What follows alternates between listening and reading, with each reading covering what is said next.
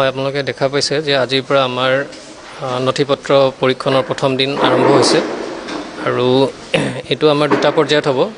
প্ৰথম পৰ্যায়ৰ লিষ্টখন ইতিমধ্যে আমাৰ ৱেবছাইটত পাব্লিছ হৈছে আৰু সেই মৰ্মে আমাৰ আজি প্ৰথম দিন আৰু প্ৰথম দিনত আমাৰ প্ৰায় 480 মান কেণ্ডিডেট আছে। তেওঁলোকৰ ডকুমেণ্টছসমূহ পৰীক্ষা কৰি থকা হৈছে। মানে ডকুমেণ্ট ভেৰিফিকেশ্যনৰ ক্ষেত্ৰত দুখন লিষ্ট ওলাব। এতিয়াতো প্ৰথম লিষ্টখন অলৰেডি পাব্লিছ হৈ গ'ল আৰু প্ৰথম লিষ্টখনত 2639 কেণ্ডিডেট আছে আৰু ঠিক সেইদৰে ছেকেণ্ড লিষ্ট এখনো ওলাব। সেই লিষ্টখন আপোনাৰ 30 তাৰিখে ওলোৱাৰ সম্ভাৱনা আছে।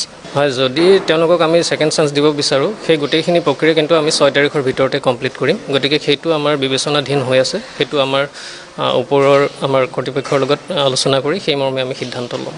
হয়, আমাৰ ভেৰিফিকেশ্যনটোতো 6 তাৰিখৰ ভিতৰত কমপ্লিট হৈ যাব।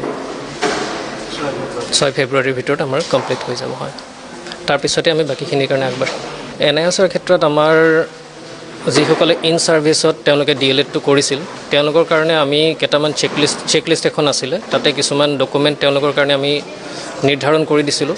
সেইসমূহ ডকুমেণ্টছ আমি ইয়াতে পৰীক্ষা কৰা হৈছে। সেই ডকুমেণ্টছসমূহ তেওঁলোকৰ থাকিব লাগিব।